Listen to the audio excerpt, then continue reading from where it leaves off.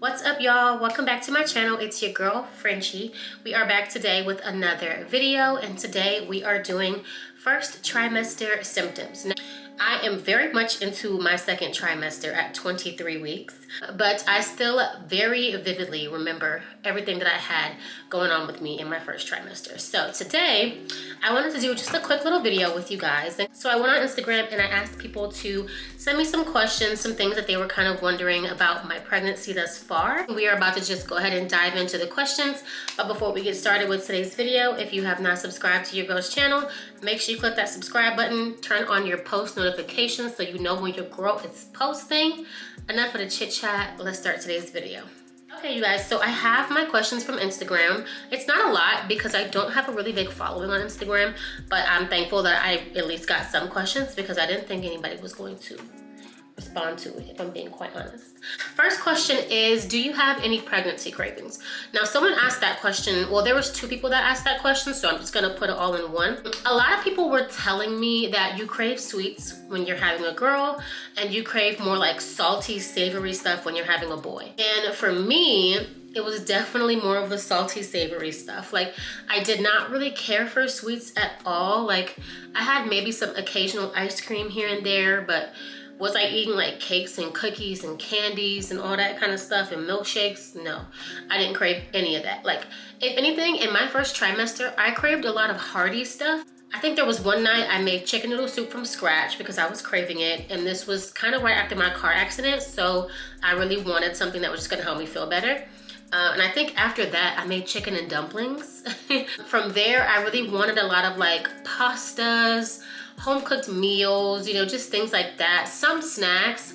Another thing too, I wouldn't necessarily crave a lot of specifics per se, but if I was scrolling on my social media and I saw like somebody making a meal or something, and if it caught my eye, it caught my eye, and that became my pregnancy craving. The next question someone asked is, do you have baby names picked out? So my husband and I already had a name picked out for if we had a boy. We didn't really settle on the name for the girl yet, and I don't think that we necessarily have. I just know that I want my children's names to kind of sound similar, you know, like Justin and Jessica. It's just a random example. But I don't want my kids to have two separate of names. I kind of want them to, you know, sound a little bit similar. I say all that to say we do have the boy name picked out since we are now aware that we're having a boy. As far as the girl name, I do have a name that I would like to name my daughter in the future, but I'm just trying to get my husband on board with it. I think we spoke about it before, but we never really came to like a 100% consensus. So yeah, we do have the boy name picked out, but that will be revealed at birth. The only people that know the names of my child are family. Like, that's it, family. When the baby is born, I will let you guys know what his name will be. Let's see, the next question. The next question was, do you want a boy or a girl? So I overall just wanted a healthy baby. Now, I will be honest and say that I always wanted my firstborn to be a boy.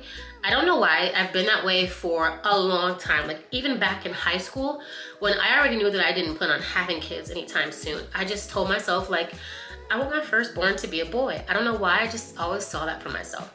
Now, if I ended up having a girl, I definitely would have been just as excited. I think a baby coming into the world is more than enough for me, so I wouldn't have been upset if it wasn't a boy. It did make me a little bit emotional when I did find out it was a boy, just because, like I said, I had been saying that for so long that I wanted my firstborn to be a boy. So the fact that God gave me the desires of my heart, I was very, very, very thankful for that.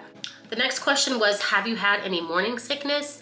I didn't really have a lot of morning sickness. So this was kind of a difficult time in my first trimester. Literally, once I found that I was pregnant, I was obviously in my first trimester, and I was also recovering from a car accident. So I had plenty of days where I didn't feel good. I think the first few days after the hospital, I had a very sensitive stomach. Like, I had gastrointestinal issues that were so sensitive. Like, I think I ate like chicken strips and fries one day for lunch from Longhorn Steakhouse.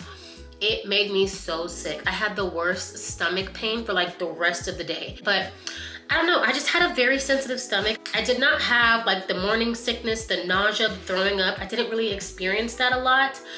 I even went and got an ultrasound done at the hospital on my stomach, on like the upper portion, and they didn't find anything wrong. They said it could just be, you know, a lot of acid building up in the stomach. But that's really the main thing that I struggled with. Aside from morning sickness, because I didn't necessarily get it like the moment I woke up, I would feel extremely nauseous if I waited too long to eat. Now that has kind of died down in my second trimester. Like I do still make sure I eat, but I don't necessarily get sick anymore if I don't eat. Like I kid y'all not, I think in my first trimester, if I didn't eat like every 2 to 3 hours, the nausea started coming on and I just didn't want to stand up. I just felt like kind of woozy and dizzy. So I would tell my husband like, hey, I know you just ate or we just ate breakfast, but I need to go to McDonald's or I need to get something before lunch, because if I don't eat anything right now, I'm gonna be sick for the rest of the day. So that's kind of like what I experienced. It wasn't necessarily morning sickness that came on no matter what, but I would get nauseous if I waited too long to eat. Another question that I got was, how was the first trimester mentally? This is a very, a very detailed question for me, because it's something that I still battle with into my second trimester, and I probably will battle that in my third. But my first trimester, it wasn't too bad in the beginning. I would say for the first about 6 to 8 weeks, it was easier because I had my husband around. Where it became difficult was after he was deployed. When my husband deployed, everything just became very overwhelming. Realizing that I had to experience all the physical changes in my body, realizing that I had to experience that alone was very scary. It was hard to deal with. I would say a lot of times in my first trimester, I don't really have that many times now, but in my first trimester, I would have days where I would just not be in the mood. I would break down and cry. Like I would have minor anxiety attacks, but it was just very, very hard, you know, especially being the fact that I have always wondered about being a mother, about being pregnant. My husband was and is excited to become a father, so to not be here to experience what I'm experiencing, it was just very rough. I kind of feel like I'm alone. I mean, granted, I do have a support system, but it's digital. It's over the phone. I don't have that physical support. Like if I need a hug, if I need someone to just hold me, you know, I don't have that. It was very hard in my first trimester for sure, trying to navigate through all the emotions and just really accept the fact that the one person who's my other half in creating this baby is gone, you know, and he won't be back until it's time for me to have the baby. Having to spend the rest of the 6 months of the year without him here and progressing in my pregnancy has been very difficult. Nothing that I would ever want to do again, not something that I would ever wish on anyone. So if you are pregnant and you do have your partner with you, kudos to you. That is a blessing. So please make sure you guys appreciate each other and just show that daily, because if you are someone who is pregnant and you don't have a significant other by your side, it can be very lonely, it can be very emotional, and it can be very, very hard. But what got me through it was I have a very supportive mother-in-law. My family in general is very supportive, but my mother-in-law, she calls me every day to check on me and see how I'm doing, and you know, we just talk, and she really just makes it her business to make sure that I'm okay and I'm in a good headspace, and I just really appreciate that from her. And then I also try to keep myself busy. That's another thing too.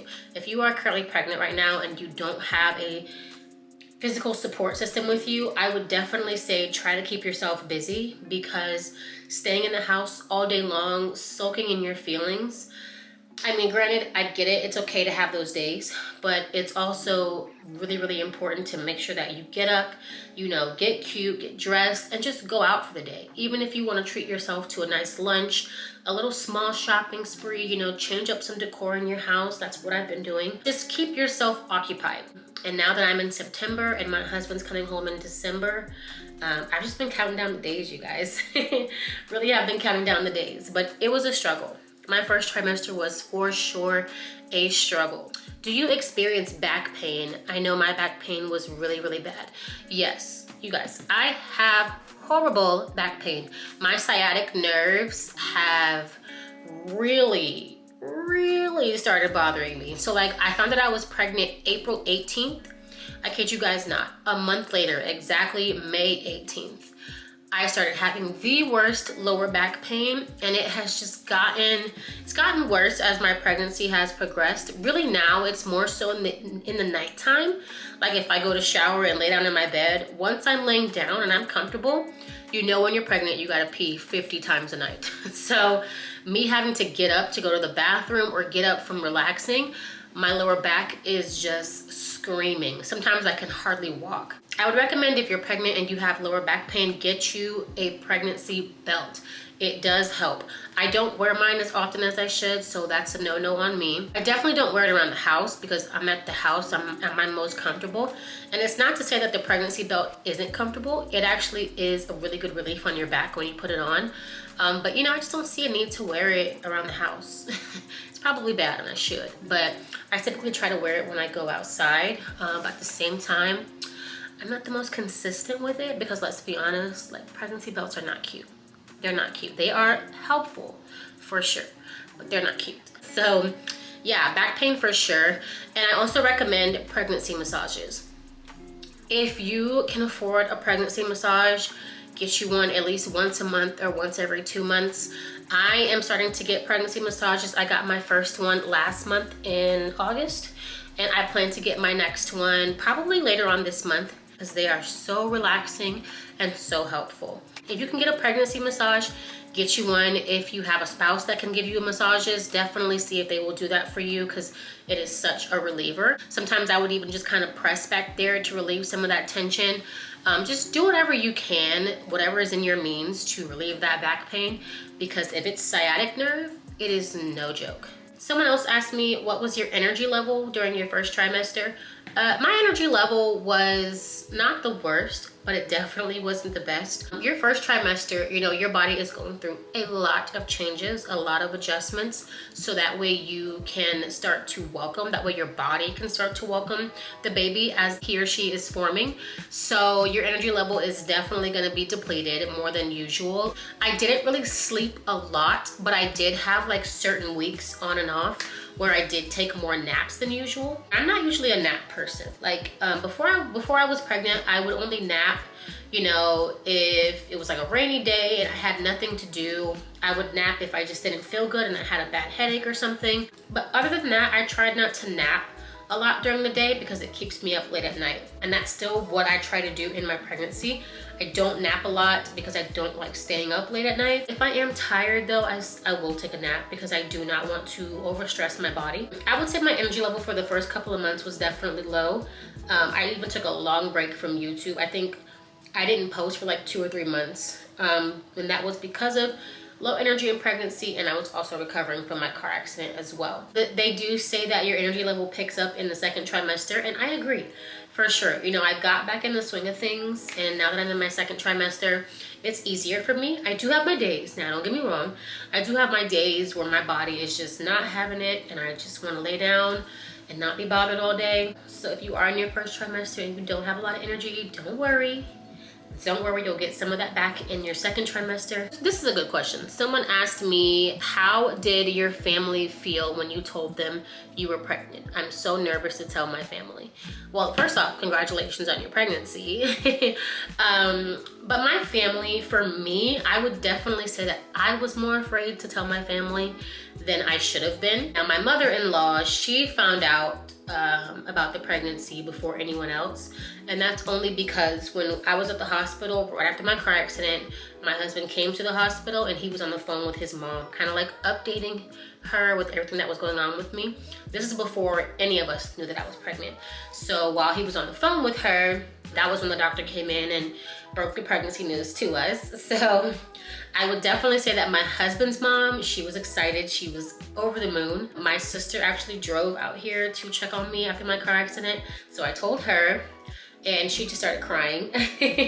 She has 2 kids of her own, so they've always made jokes about, you know, who's gonna get pregnant in the family next, and they made jokes about it being me. And I was just like, oh, I don't see that happening anytime soon, but here I am.